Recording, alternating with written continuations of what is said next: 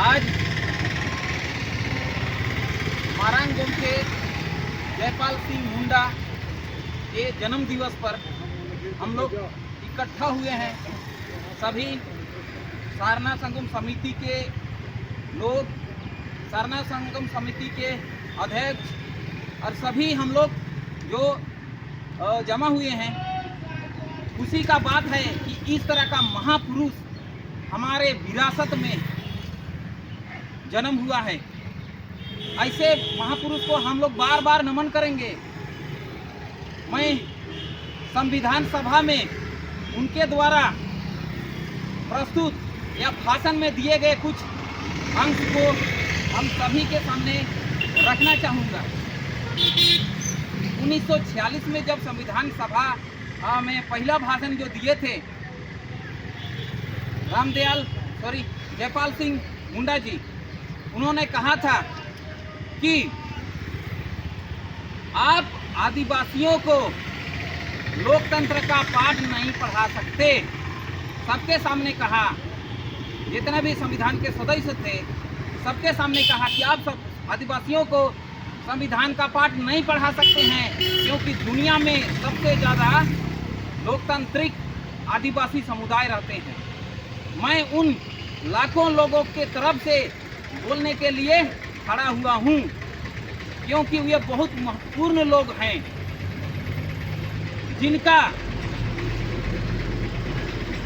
भोलापन और सादगी की वजह से आप जैसे लोग यहाँ जो सभा में बैठे हैं, कुछ लोग बाहरी हैं, घुसपैठिए हैं, जिनके वजह से हमारे आदिवासी लोग अपनी जंगल जमीन छोड़ करके उनको जंगलों में जाना पड़ा, जंगलों में रहना पड़ा है।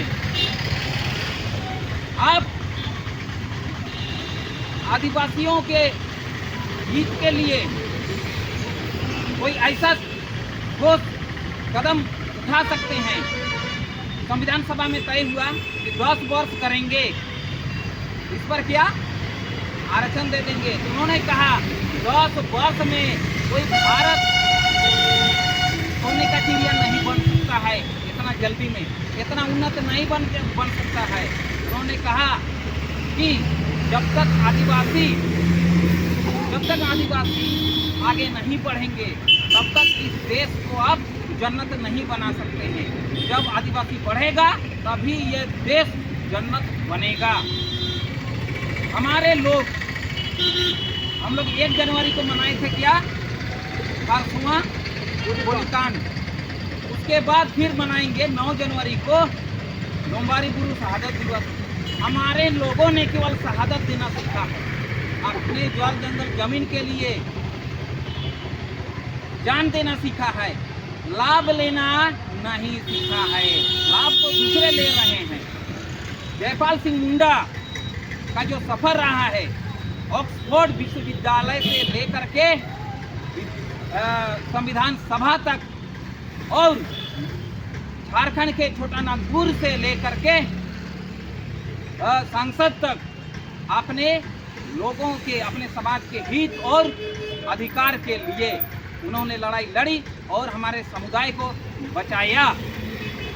केवल अंग्रेज से ही नहीं, गैर आदिवासियों के शोषण से भी उनको बचाया और इन्हें आदिवासी समाज का राजनीतिक गुरु या तो आदिवासी विचारधारा का प्राणवायु कहा जाता है। उन्होंने, जयपाल सिंह मुंडा ने अपने राजनीतिक करियर में जब 1952 में चुनाव हुआ, उन्होंने 32 विधायक का सीट जीता और 4 सांसद का सीट जीता। फिर 57 में जब हुआ तो उन्होंने 34 विधायक और 5 सांसद के पद जीते थे। राजनीति में भी उसकी तुलना किसी से नहीं है।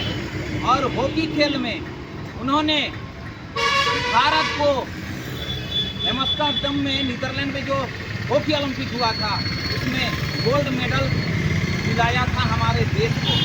यह हमारे आदिवासी मारांगोम के स्वर्गीय जयपाल सिंह मुंडा जो थे, वाद विवाद में भी सबसे अच्छे थे। ICS की नौकरी में जब साक्षात्कार हुआ था सबसे अच्छे नंबर से उन्होंने पास किया, लेकिन देश के लिए उन्होंने खेल को महत्व दिया और ICS की नौकरी छोड़ दी। हमारे लोगों के लिए जो किया उन्होंने, ये तो कोई भुला नहीं सकता है।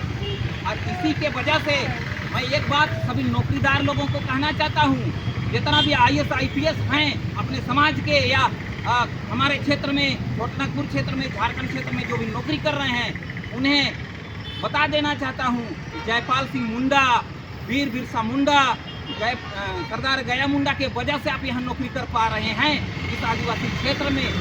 अगर आप ऐसे महापुरुषों का सम्मान नहीं करेंगे तो आपको इस छोटानागपुर में, झारखंड में नौकरी करने का कोई अधिकार नहीं बनता है।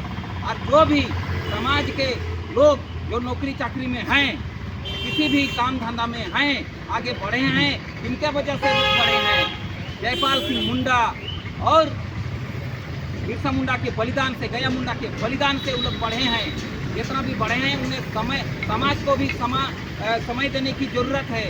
हमारे लोग नौकरी करके बाबूगिरी करते हैं, समाज को भूल जाते हैं। जिस समाज ने, जिन लोगों की कुर्बानी ने आपको इस लायक बनाया है, उसको आपको सम्मान देना पड़ेगा। और जिस दिन आप सम्मान नहीं देंगे, अपना इतिहास भुला देंगे और अपना संस्कृति भुला देंगे, आपको कोई नहीं बचा सकता है। किसी एक बुद्धिजीवी ने कहा है कि किसी भी समाज को अगर बर्बाद करना हो, उसको विनष्ट करना हो, तो आपको कुछ नहीं करना है। उसके समाज में जो भाषा, रीति रिवाज और परंपरा है, उसको विनष्ट कर दो, समाज खुद खत्म हो जाएगा। इस तरह का बात है। जब 1946 का बात है, जयपाल सिंह मुंडा और आदिवासी महासभा के संयुक्त प्रयास कर रहे थे अपने आदिवासी भाइयों के लिए, अपने समाज के लिए, तो उस समय एक संगठन खड़ा किया गया था और वो दिकों के द्वारा खड़ा किया गया था। कौन लोग खड़ा किए थे? 2 ब्राह्मण थे, जिसको हम लोग बोलते हैं डॉक्टर राजेंद्र प्रसाद और एक ठक्कर बापा जिसको बोलते हैं। दोनों ने आदिम जाति मंडल, सेवा मंडल का स्थापना किया। क्यों?